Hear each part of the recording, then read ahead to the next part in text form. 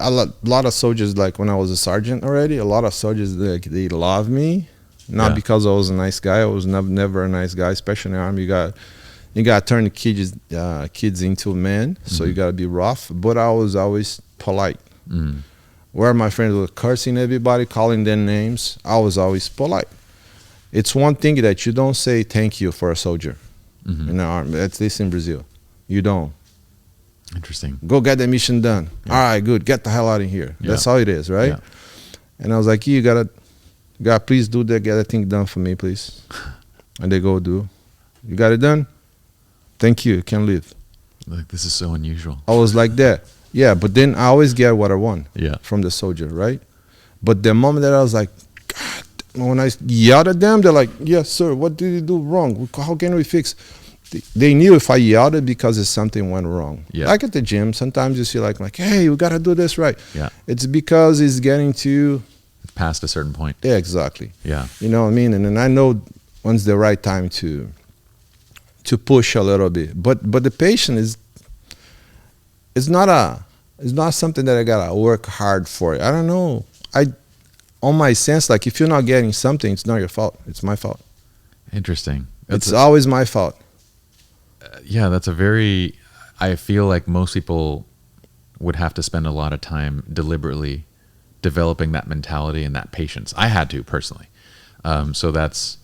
And I know that you're saying that this was always with you, but I have to in my mind believe that you're a product of those experiences, but there's also kindness and things that you've worked on along the way because anybody else in those cases that you said earlier in the parking lot with that person, anybody else without the training, without the experience, without the ability to actually do what you could do to this person, anybody else would not show restraint and would probably get into a fight with the person. But you gotta learn to evaluate the situations as well. I think I'm fortunate enough because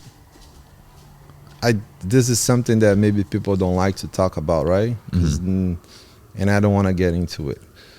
But there's always like right of speech, racism, this and that and that. I don't get to that. I'm poor. I'm black.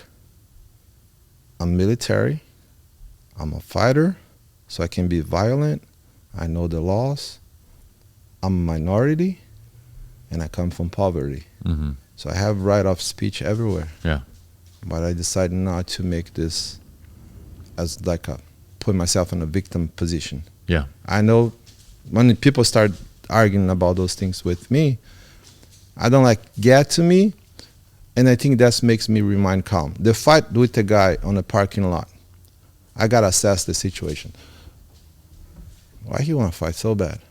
Is he having a bad day with his wife? Does he have a gun on him? On my point, did he hit me? No. Did he hit my sister? No, he did not. So it's not worth it. You know, the assessment I make at the time, like a lot of people wait for the thing hit them so they can analyze the situation, right? If I'm on a situation that's strange to normal, I'm already evaluating situations that's possible. I don't know if that's unique for me because I had the different life experiences, my backgrounds. It puts me in a position so I can evaluate things like that. Make sense or not? No, it does. It does. I mean, you've also, from jiu-jitsu as well as military training, as well as just growing up in poverty, I feel like the process of making those evaluations has to be fast. It gets faster and faster and faster because this isn't like the first major decision, you know, the people that I grew up around, you know, so my father was an immigrant. We grew up very poor until I was about maybe 10, 12 years old. And then we were considered lower middle class, and I was with the other middle class kids. And the first difficult life decision that they had was, what school do I go to?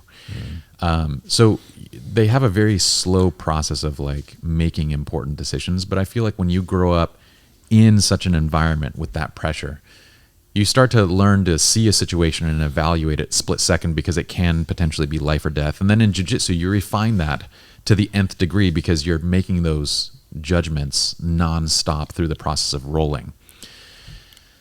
It's just something that I like to point out because it is very unique, very interesting, and something that most people don't. I don't think that they understand truly how you get to a place where you can be so patient, how you can get to a place where you can evaluate so rationally. It's unusual. It is. For you, it's not. One thing that it bothers me in relationship, since we got part of relationship talk. Mm-hmm. It takes a lot for an offensive word comes out of my mouth. Yeah. Like, you can curse on the mat already. That's one thing. No because it's people think it's just because the word itself. Mm-hmm. You know what I mean? There's parts of the day that I curse away from everybody on my own. It's what I describe with the cursing. It's like this. I'm gonna hit a sweep on you. We're doing that roll that's really nice, back and forth, going, and I'll hit a sweep on you, and you're like, F. You know what I mean?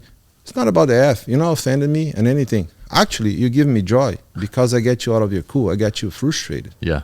And that gives me joy. Ooh, he's out of the game now. It's only me. He's not that anymore. It takes energy to say F too, doesn't it? And then your mind stop work. Exactly. You're not rational anymore because you're thinking about you frustrated. Yeah. If you hit the same sweep on me, I was like, how this happening? Where he has his hand? What? Oh, that grip got me. You're not gonna get me like that again. Yeah. I think that moment, it's crucial to analyze the situation, like you said. What a great technique. But you're not gonna get me with that again. So it's a crucial moment. But what a great life technique. I mean, this is by hitting. I mean, you said. See, most people don't realize that you said don't swear, and they think just don't swear. But what you're actually saying is no.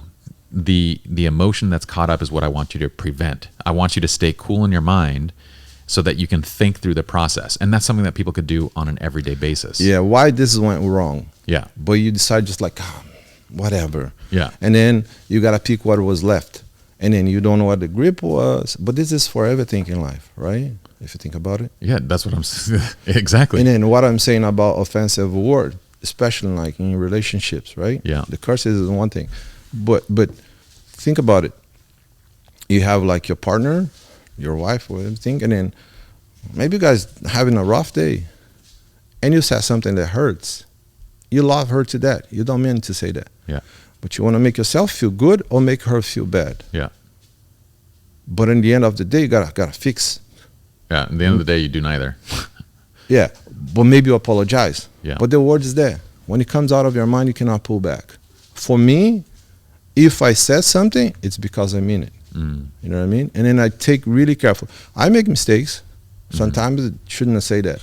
But as the moment that I say it, it doesn't matter how heat we are in a conversation, I stop like, I shouldn't say that. Yeah. I shouldn't have said that. Right there. I don't let the fight goes on and on like, hey, listen, I'm sorry. Yeah.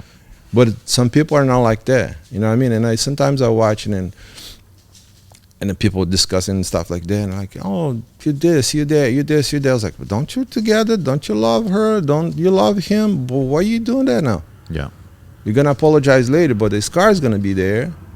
You're gonna get a bigger scar, then that's when relationship goes away. This is for everything. In business, in life.